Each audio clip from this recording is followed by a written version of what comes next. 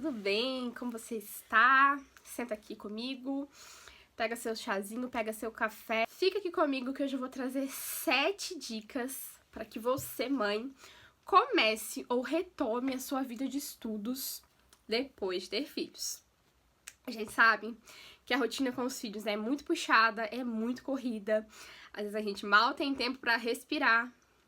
Mas eu acredito firmemente que toda mãe é chamada a estudar.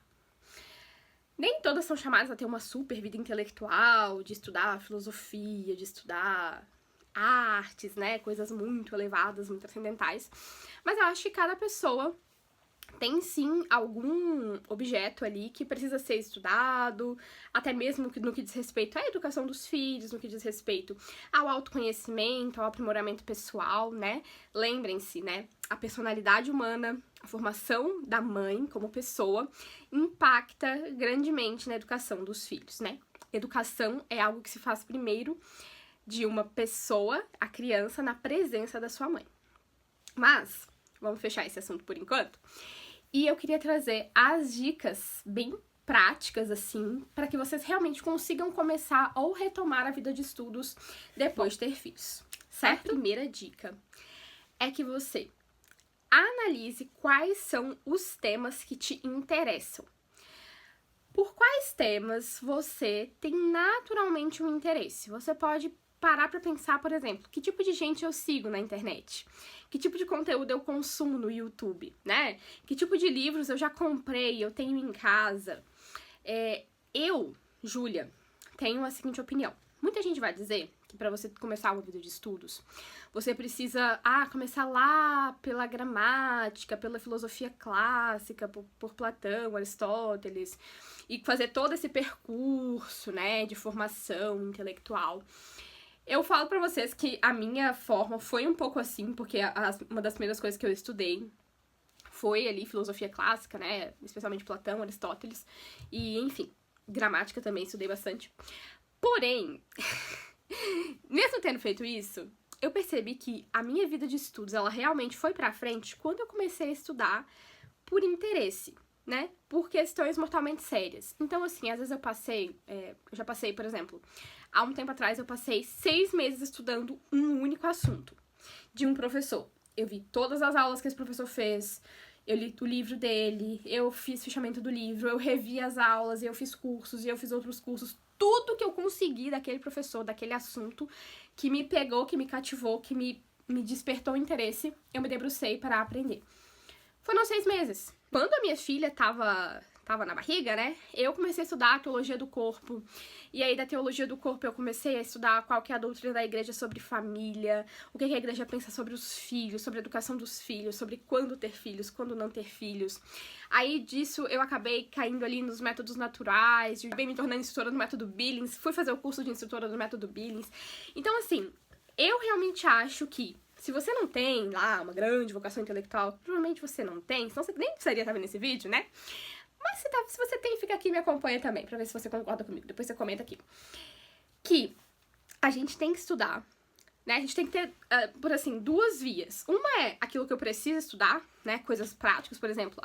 Preciso estudar sobre desfraude, né? Preciso estudar sobre alfabetização porque meu filho tá com problema no colégio, problema de aprendizagem. Beleza, tu vai estudar essas coisas que são necessárias.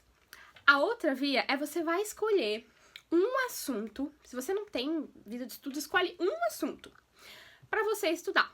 Vamos supor que você gosta muito de moda. Então, tu pode pegar um livro de história da moda, né? Tu pega o livro, coloca uma meta de tempo. A gente não lê livro por meta de página, porque tem livros que você, em 10 minutos, lê 5 páginas, tem livros que em 10 minutos você lê 1 página, né? Então, você vai pegar, vai colocar uma meta de tempo razoável que você vai conseguir cumprir. É melhor você colocar uma meta de tempo de 15 minutos e vez ou outra você conseguir ler 20, 30, do que você colocar uma meta de 40 e vez nenhuma conseguir cumprir com a tua meta de 40, tá?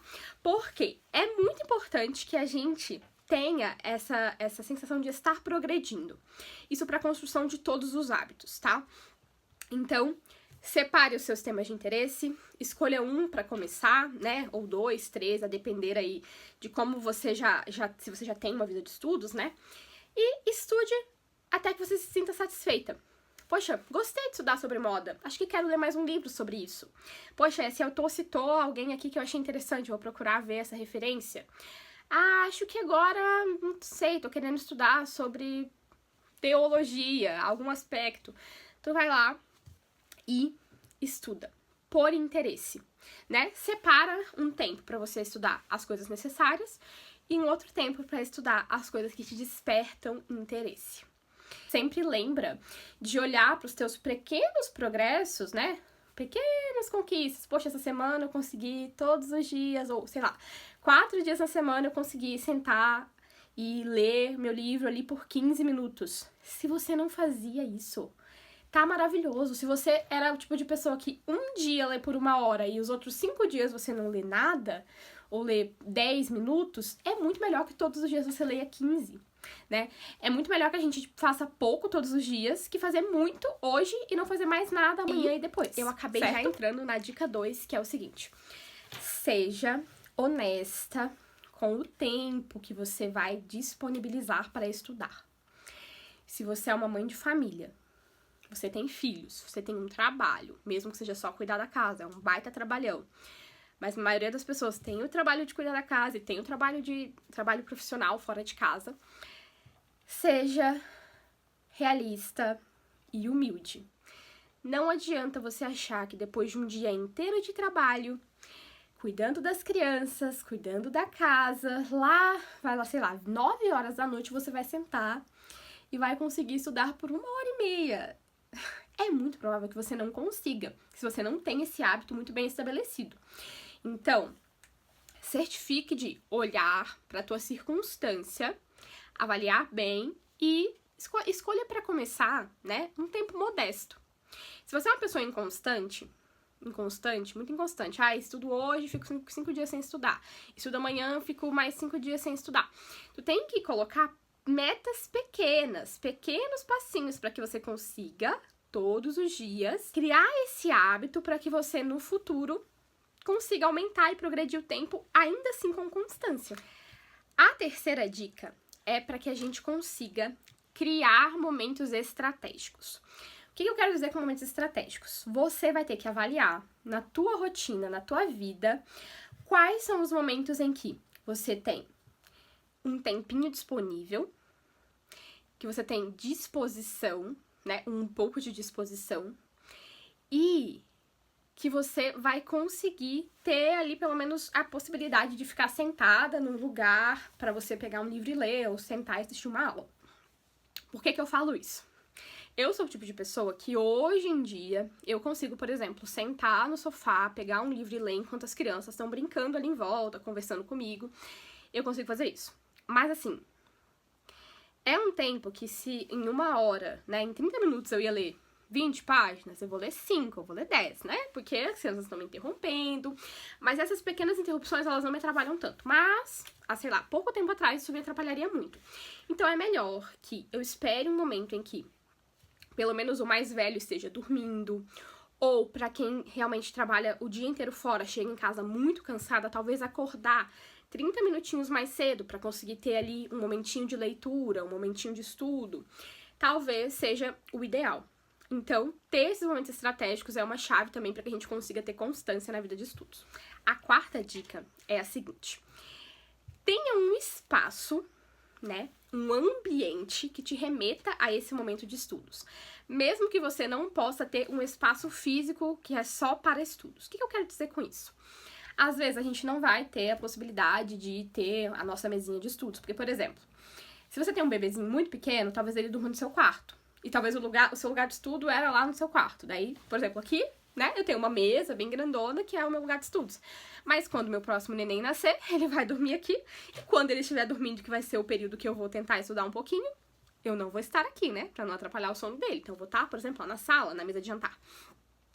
Mas eu já vou ter aquela caneta que é de estudo, aquele caderno que é de estudo, aquele livro que é de estudo. Se você puder montar uma caixinha, né, tu tá num período, tipo, com um bebê pequeno, não pode sentar lá no teu quarto, tu pega, monta uma caixinha, põe o teu caderno, as suas canetas, o teu marca-página, o teu marcador, o teu marca-texto. Junta tudo aquilo com o livro que você tá lendo no momento e leva pro lugar que você vai estudar. Então, todos aqueles elementos ali, eles vão te remeter a esse momento de estudo. Mesmo que você não tenha um espaço físico para isso, você tem um espaço meio que simbólico, sabe?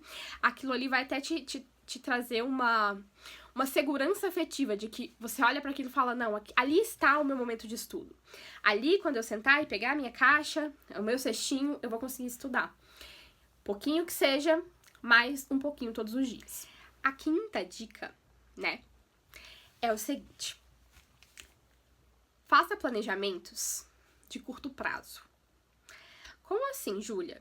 Veja bem, se você é mãe de poucos filhos, crianças grandes ou crianças pequenas, a sua vida, ela está imersa numa certa instabilidade, porque crianças são instáveis. Elas ficam doentes, elas mudam de fase, elas apresentam um problema aqui, um problema ali, uma questão aqui, outra questão ali, que nem sempre a gente vai conseguir resolver de imediato. Ao invés de você falar assim, não, nesse ano eu vou ler 12 livros, eu vou fazer tais e tais cursos, tais e tais aulas. Em vez de você fazer um planejamento de longo prazo, faz um planejamento semanal primeiro.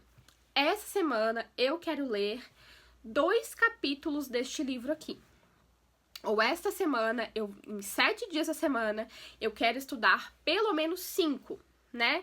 Então vai ser segunda, quarta, quinta, sexta, ou vai ser segunda, quinta, sexta, sábado e domingo. Enfim, né? Fiz a conta errada aqui, né? Mas ninguém percebeu. Você vai pegar um tempo menor, que é onde você tem um certo domínio, um certo controle, se você é mãe. E nesse tempo você vai colocar uma meta pautada na realidade, como eu falei no outro ponto. A sexta dica é a seguinte. Tente envolver as pessoas ao seu entorno nesta tua vontade de criar esse hábito de estudar ou de retomar esse hábito de estudar. Então, como que você pode fazer isso? Por exemplo, vamos supor que o teu marido, ele poderia ficar ali esses 15 minutinhos com as crianças para que você sente e estude, né? 30 minutinhos, 20 minutinhos, o tempo que você determinou. Conversa abertamente e claramente com essa pessoa, né? Que pode ser o marido, ou pode ser a pessoa que cuida da criança, né? A pessoa que trabalha na sua casa. Enfim, se você tem filhos mais velhos, você pode conversar até mesmo com a própria criança. Eu já faço isso, às vezes eu faço assim, ó. Eu dou um livrinho pra um, dou um livrinho pra outro, pego meu livro e falo assim, olha, agora é hora da leitura. Eu tenho um cronômetro, eu coloco lá o timer e falo, assim que o timer apitar, assim que o cronômetro fizer barulho, a gente vai brincar de outra coisa, mas agora é a hora da leitura. Como eles já são um pouquinho maiorzinhos, eles entendem o que eu tô falando, eles gostam, acham até legal, dou uns livrinhos que eles gostam e fica tudo bem. Né?